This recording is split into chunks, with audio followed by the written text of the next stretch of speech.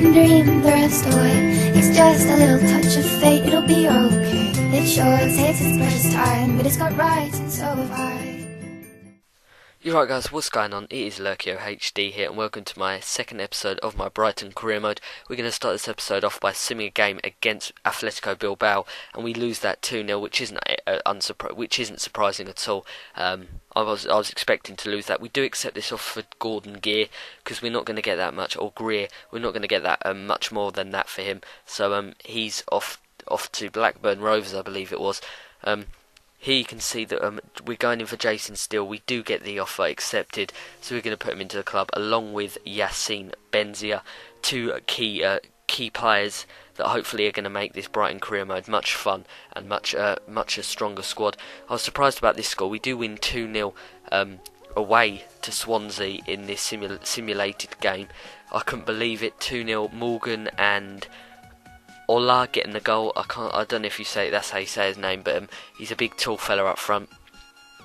Nevertheless, we do move on, coming up to a game soon, and we get an offer for Wayne Bridge, which is good because he is 31. We do want to get rid of him, and we counter offer 750,000 because it is Aston Villa. Any other club I probably would have accepted because they wouldn't have that much, but I knew Aston Villa had a bit more, but they were being really tight and would only go to 650,000, so we accept that. And Wayne Bridge is no longer a Brighton player and is now an Aston Villa player. We do sim this game against, I'm not even going to say that name, Bromby, and Ular does get 2 goals, which is fantastic. Tom Carroll is out for I think it was 2 weeks or 2 months, something like that, and we've only just signed him, which is annoying. We're going to offer Upson and 250 grand for this left back called Costa. He does play for Villarreal. They do decline, so we come back with Bruno Salta and upgrade the price to 450k, and hopefully he will accept that. We do have 2 games against Watford. The first one in the Capital One Cup, and I think it's the Capital One Cup, and the second being the league, and you'll see what goes on there. Here you can see Jason Steele playing his first game in the Brighton jersey. They do get off to a great start here. Yates, who played absolutely phenomenal for them, passes it into Hogg's shot initially was a fantastic save by Steele, and then he just has an empty net to shoot in, and then they make that 1-0. But straight off the break, we do get a goal. Benzia is running past. He does a fake shot. He's trying to get past this big player that we could just never get past. It was like a brick wall there. We then give it to Bridcut into Johnson. Johnson uses his pace, gets away, and it goes out for a corner.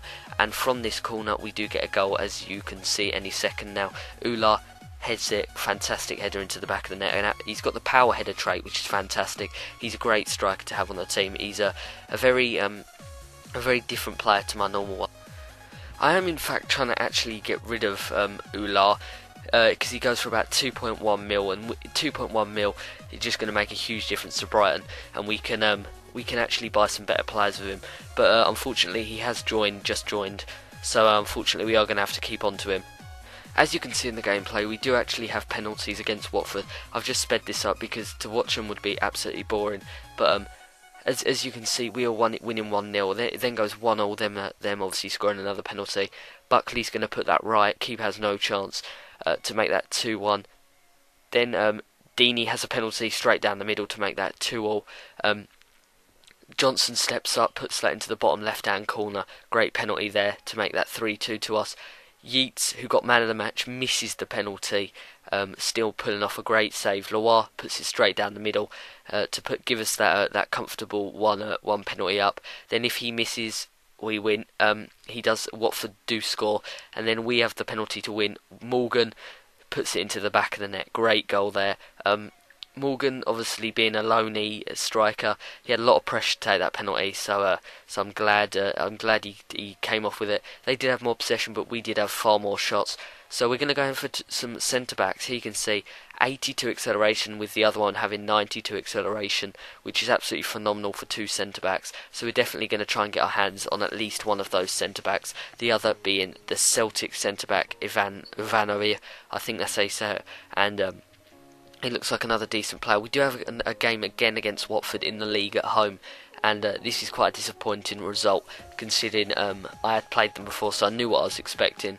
But nevertheless, in my eyes, this is a bad result. Benzia, as you can see, passes that into Ula. Ula gets the shot, and then what about that for a save? Double save. That's great goalkeeping for Watford by Almunia, I believe that is. Almunia then stopping a fantastic shot by Ula. We go in at half-time 0-0, which I think it was 1-0 in the cup. I can't really remember, even though it was like a couple of seconds ago. But they do get the first goal. Deeney you've got to put your hands up. That is a fantastic header under pressure to just slot that into the bottom corner. Steele had no chance, and he is proven to be an absolute steal of a goalkeeper. That actually goes quite well. Steele, yeah.